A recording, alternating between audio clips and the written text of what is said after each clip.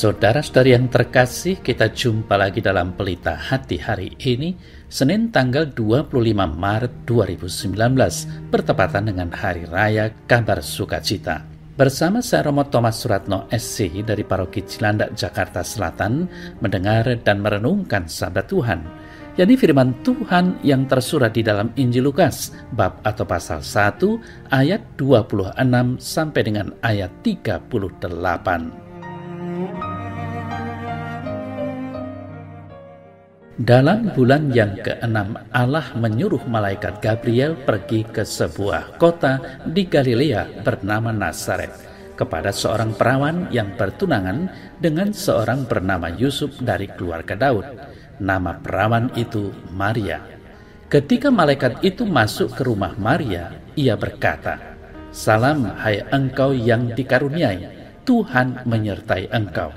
Maria terkejut mendengar perkataan itu, lalu bertanya di dalam hatinya, "Apakah arti salam itu?"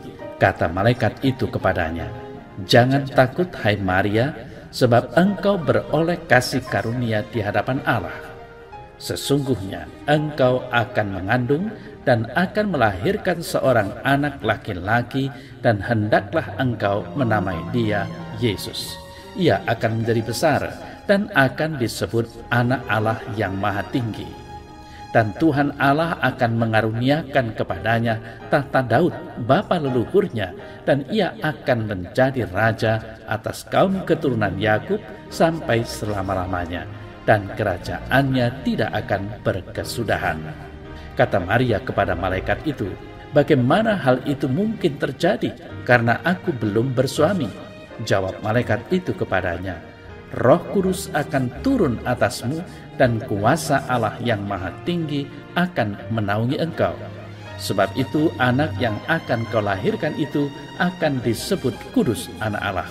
Dan sesungguhnya Elisabet, sanakmu itu, ia pun sedang mengandung seorang anak laki-laki pada hari tuanya, dan inilah bulan yang ke-6 bagi dia, yang disebut mandul itu. Sebab bagi Allah tidak ada yang mustahil." Kata Maria, "Sesungguhnya aku ini adalah hamba Tuhan.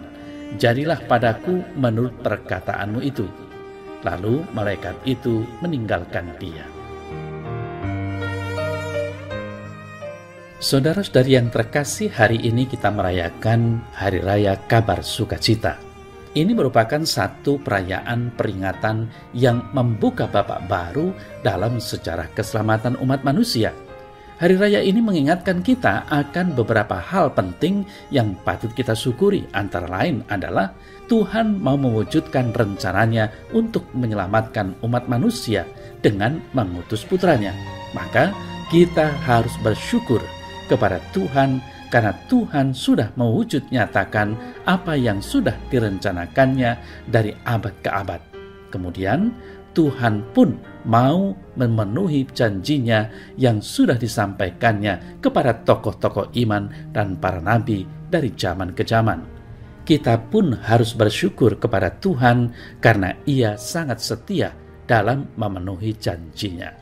Saudara-saudari yang terkasih, selain itu, Tuhan juga mau menunjukkan keterlibatannya dalam sejarah keselamatan manusia, bahwa Tuhan sama sekali tidak acuh tak acuh akan penderitaan manusia, tetapi secara aktif dan partisipatif terlibat dalam sejarah keselamatan manusia. Dia tidak hanya menonton dari jauh kesengsaraan manusia, tetapi turun ke dunia dalam diri putranya, hadir dan secara aktif dan partisipatif menyelamatkan manusia lewat pengajaran dan penyembuhan dari bermacam-macam penyakit, serta membebaskan manusia dari kungkungan setan. Kita harus bersyukur kepada Tuhan, karena Dia juga sangat prihatin dengan keadaan manusia berdosa. Keprihatinannya bukan bersifat pasif, tetapi sangat bersifat aktif. Ia turun ke dunia merasakan penderitaan manusia, dan karena cintanya akan manusia, Ia berani berkorban mati di kayu salib. Saudara-saudari yang terkasih, lewat peristiwa sukacita ini, Tuhan menunjukkan mukjizat yang sangat luar biasa kepada manusia, bahwa kelahiran putranya Yesus Kristus tidak melewati hukum alam, yaitu perkawinan antara suami istri, tetapi Roh Kudus sendiri yang menaungi Bunda Maria. Dan dari persatuan Roh Kudus dengan Bunda Maria, mengandunglah Bunda Maria, yang kemudian sesudah 9 bulan seorang bayi dilahirkan ke dunia, yang kemudian diberinya nama Yesus. Akhirnya, saudara saya terkasih, peristiwa sukacita ini bukan hanya aktivitas Tuhan semata, tetapi keterlibatan manusia pun sangat nampak. Maria mewakili umat manusia di dunia ini, memberikan satu tanggapan yang sangat indah kepada Tuhan. Dengan demikian, karya keselamatan Tuhan pun bisa terjadi di dunia ini. Kalau Maria tidak menanggapi dengan positif, kita tidak tahu apa yang akan terjadi. Kita harus berterima kasih kepada Bunda Maria, karena ia menanggapi tawaran Allah sehingga kita pun boleh mengalami keselamatan. Pertanyaan untuk kita semua, saudara saya terkasih, apa saja usaha pribadi kita agar Tuhan selalu kita rasakan dan sungguh hadir bersama kita setiap saat dalam hidup kita ini? Ya Tuhan Allah, aku bersyukur kepadamu karena Engkau sangat mencintaiku. Kabar sukacita yang Engkau sampaikan kepada Bunda Maria sudah mendatangkan keselamatan bagiku dan umat manusia. Amin.